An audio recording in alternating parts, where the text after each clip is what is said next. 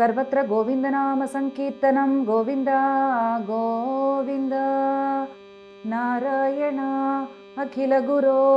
भगवन्नमस्ते। नमस्ते दशकं 20 ऋषभयोगीश्वरचरितं। प्रियव्रतस्य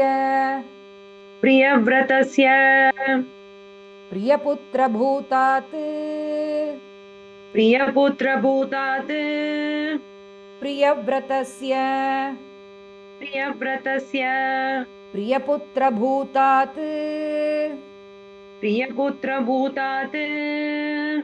आग्नीध्रराजा दुतितो हि नाभिः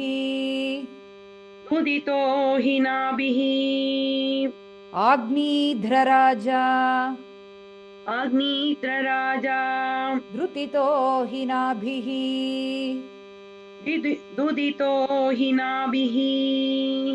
त्वां दृष्टवानिष्ट दमिष्टिमध्ये त्वां दृष्टवानिष्ट दमिष्टिमध्ये तवैव तुष्ट्यै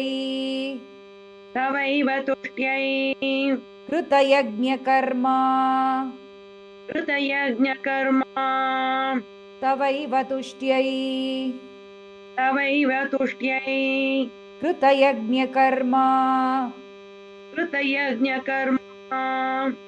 प्रियव्रतस्य प्रियपुत्रभूतात् आग्नीध्रराजा दुतितो हि नाभिः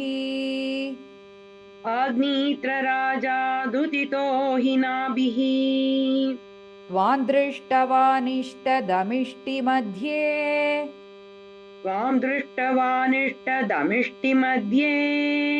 तवैव तुष्ट्यै कृतयज्ञकर्मा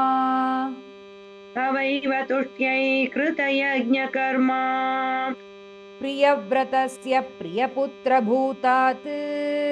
आग्नीध्रराजा दुतितो हि नाभिः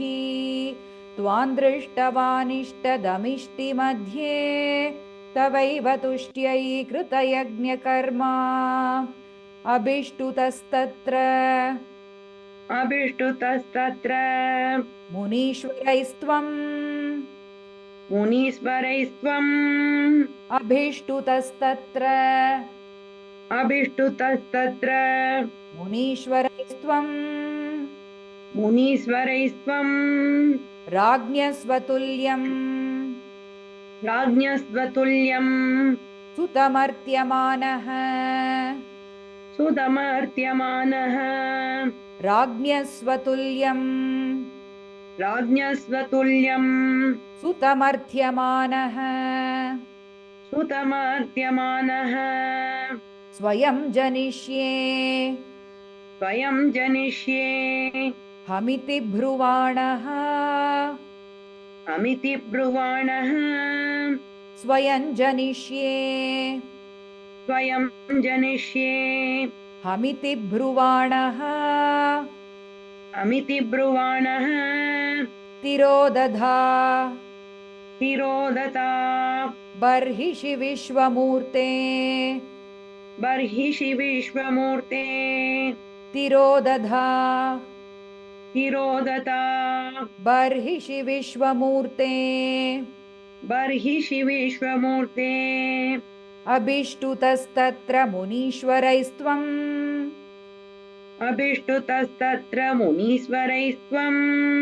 राज्ञस्वतुल्यं सुतमर्त्यमानः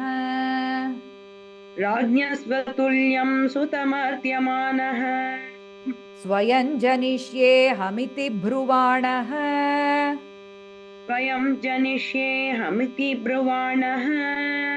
तिरोदधा बर्हिषि विश्वमूर्ते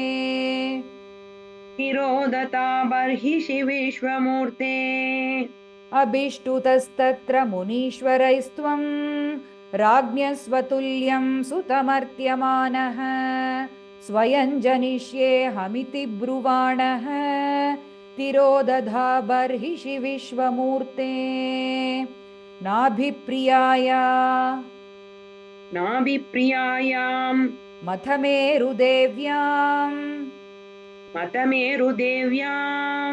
नाभिप्रियाया मथमेरुदेव्याम्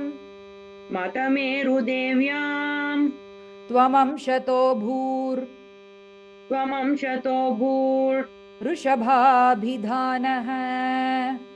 ऋषभाभिधानः त्वमंशतो वृषभाभिधानः ऋषभाभिधानः अलोकसामान्य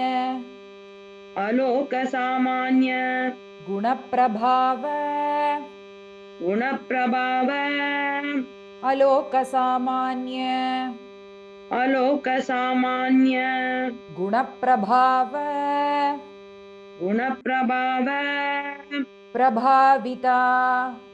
प्रभाविता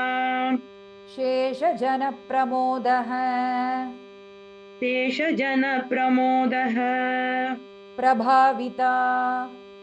प्रभाविता शेषजनप्रमोदः नाभिप्रियायामथ मेरुदेव्याम्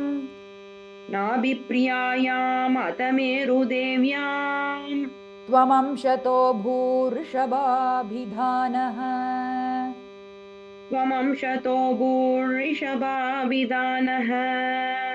अलोकसामान्यगुणप्रभाव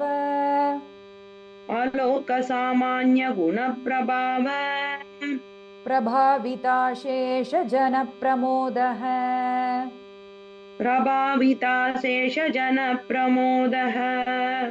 नाभिप्रियायामथ मेरुदेव्याम् त्वमंशतो भूर्षभाभिधानः अलोकसामान्यगुणप्रभाव प्रभाविता शेषजनप्रमोदः त्वयि त्रिलोकी भृतिराज्यभारम् त्वयि त्रिलोकी भृतिराज्यभारम् निधाय नाभे सह मेरुदेव्या निधाय नाभिस् सह मेरुदेव्या तपोवनं प्राप्य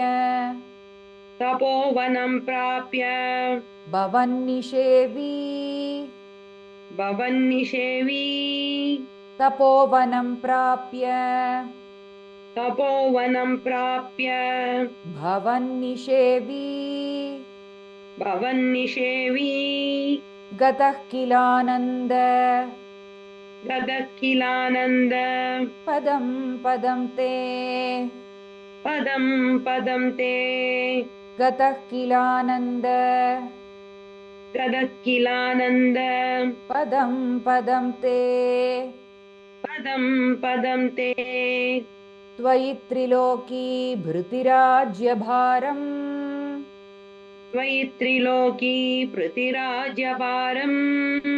निधाय नाभिः सह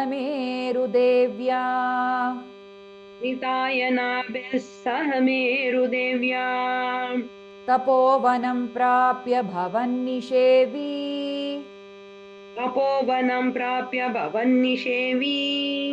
गतः किलानन्द पदं पदं ते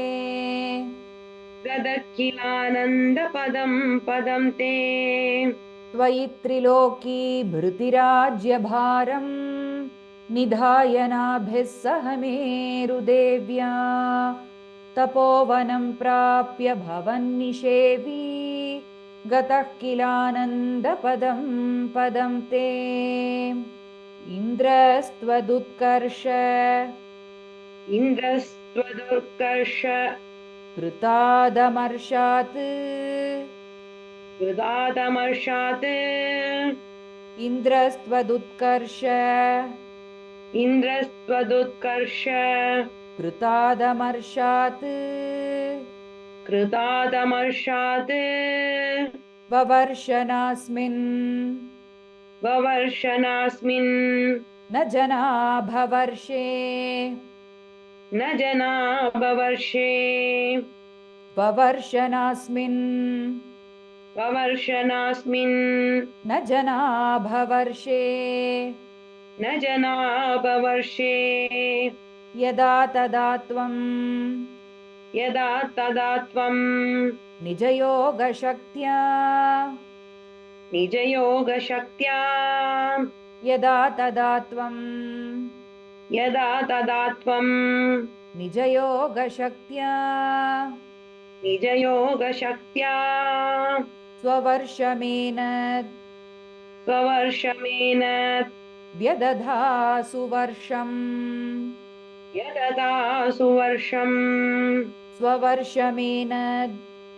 स्ववर्षमेन व्यदधासु वर्षम् यददा सुवर्षम् इन्द्रस्त्वदुत्कर्षकृतादमर्षात् इन्द्रस्त्वदुत्कर्ष कृतादमर्षात् ववर्षनास्मिन्न जना भवर्षे ववर्षनास्मिन्न जना बवर्षे यदा तदा त्वं निजयोगशक्त्या यदा तदा त्वं निजयोगशक्त्या स्ववर्षमेन व्यदधासु वर्षम्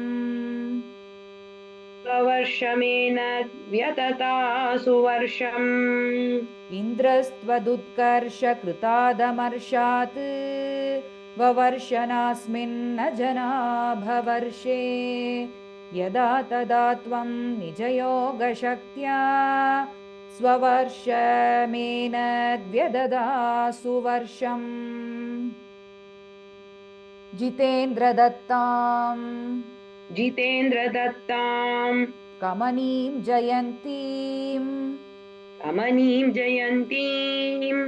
जितेन्द्रदत्ताम् जितेन्द्रदत्तां कमनीं जयन्तीम् कमनीं जयन्तीम् अतोद्वहन्नात् अतोत्वहन्नात् मरताशयोऽपि मरताशयोऽपि अतोद्वहन्नात् अतोत्वहन्नात् मरताशयोऽपि मरताशयोऽपि अजीजनस्तत्र अजीजनस्तत्र शतं तनूजान् शतं तनूजान् अजीजनस्तत्र अजीजनस्तत्र शतं तनूजान् शतं तनूजान् येषां क्षितीशो येषां क्षितीशो भरतोऽग्रजन्मा परतोऽग्रजन्मा येषां क्षितीशो येषां क्षितीशो भरतोऽग्रजन्मा परतोऽग्रजन्मा जितेन्द्रदत्तां कमनीं जयन्तीम् जितेन्द्रदत्तां कमनीं जयन्तीम् अतोद्वहन्नोत्मरताशयोऽपि अतोद्वहन्नात्मरताशयोऽपि अजीजनस्तत्र शतं तनूजान् अजीजनस्तत्र शतं तनूजान् येषां क्षितीशो भरतोऽग्रजन्मा येषां क्षितीशो परतोऽग्रजन्मा जितेन्द्रदत्तां कमनीं जयन्तीम् हतोद्वहन्नात्मरताशयोऽपि अजीजनस्तत्र शतं तनूजान् येषां क्षितीशो भरतोऽग्रजन्मा न वा भवन् योगी न वा भवन् योगी वरानवान्ये पराणवान्ये न वा भवन् योगी न वा भवन् योगी वरानवान्ये वराण्यवान्ये स्वपालयन् अपालयन् भारतवर्षखण्डान् भारतवर्षखण्डान् स्वपालयन् स्वपालयन् भारतवर्षखण्डान् भारतवर्षखण्डान् सैकात्वशीतिस् ऐकात्वदीशे तव शेषपुत्राः तव शेषपुत्राः सैकात्वशीतिस् ऐकात्वशीतिस् तव शेषपुत्राः तव शेषपुत्राः तपोबलाद्भू तपोबलाद्भू सुरभूयमीयुः सुरभूयमीयुः तपोबलाद्भू तपोबलाद्भू सुरभूयमीयुः सुरभूयमीयुः न वा भवन् योगी वरानवान्ये न वा भवन् योगी वरानवान्ये स्वपालयन् भारतवर्षखण्डान् स्वपालयन् भारतवर्षखण्डान् सैकात्वशीतिस्तव शेषपुत्राः सैकात्वशीतिस्तव शेषपुत्राः तपोबलाद्भूसुरभूयमीयुः तपोबलाद्भू सुरभूयमीयुः न वा भवन् योगी वरानवान्ये त्वपालयन् भारतवर्षखण्डान् सैकात्वशीतिस्तव शेषपुत्राः तपोबलाद्भूसुरभूयमीयुः उक्त्वा सुतेभ्योऽत उक्त्वा सुतेभ्योऽत मुनीन्द्रमध्ये मुनीन्द्रमध्ये उक्त्वा सुतेभ्योऽत उक्त्वा सुतेभ्योऽत मुनीन्द्रमध्ये मुनीन्द्रमध्ये विरक्तिभक्त्यन् विरक्तिभक्त्यन् वितमुक्तिमार्गम् वितमुक्तिमार्गम् विरक्तिभक्त्यन् विरक्तिभक्त्यन् वितमुक्तिमार्गम् वितमुक्तिमार्गम् स्वयं गतः पार स्वयं गतः पार महंस्य वृत्तिम् महंस्य वृत्तिम् स्वयं गतः पार स्वयं गतः पार महंस्य वृत्तिम् महंस्य वृत्तिम् अधा जडोन्मत्त अदा जटोन्मत्त पिशाचचर्याम् पिशाचचर्याम् अधा जडोन्मत्त अदा जटोन्मत्त पिशाचचर्याम् पिशाचचर्याम् उक्त्वा सुतेभ्योऽथ मुनीन्द्रमध्ये उक्त्वा सुतोऽप्योद मुनीन्द्रमध्ये विरक्तिभक्त्यन्वितमुक्तिमार्गम् विरक्तिभक्त्यन्वितमुक्तिमार्गाम् स्वयं गतः पारमहंस्य वृत्तिम् स्वयं गतः पारमहंस्य वृत्तिम् अधा जडोन्मत्तपिशाचचर्याम् अदा जडोन्मत्त पिशाचचर्याम् उक्त्वा सुतेभ्योऽथ मुनीन्द्रमध्ये विरक्तिभक्त्यन्वितमुक्तिमार्गम् स्वयं गतः पारमहंस्यवृत्तिम् अधा जडोन्मत्तपिशाचचर्याम् परात्मभूतोऽपि परात्मभूतोऽपि परोपदेशम् परोपदेशम् परात्मभूतोऽपि परात्मभूतोऽपि परोपदेशम् परोपदेशम् कुर्वन् भवान् कुर्वन् भवान् सर्वनिरस्यमानः सर्वनिरस्यमानः कुर्वन् भवान् कुर्वन् भवान् सर्वनिरस्यमानः सर्वनिरस्यमानः विकारहीनो विकारहीनो वि चचारकृत्स्नाम् चचारकृत्स्नाम् विकारहीनो विकारहीनो वि चचारकृत्स्नाम् चचारकृत्स्नाम् महीमहीनात्म महीमहीनात्म रसाभिलीनः रसाभिलीनः महीमहीनात्म महीमहीनात्म रसाभिलीनः रसाभिलीनः परात्मभूतोऽपि परोपदेशम् परात्मभूतोऽपि परोपदेशम् कुर्वन् भवान् सर्वनिरस्यमानः कुर्वन् भवान् सर्वनिरस्यमानः विकारहीनो विचचारकृत्स्नाम्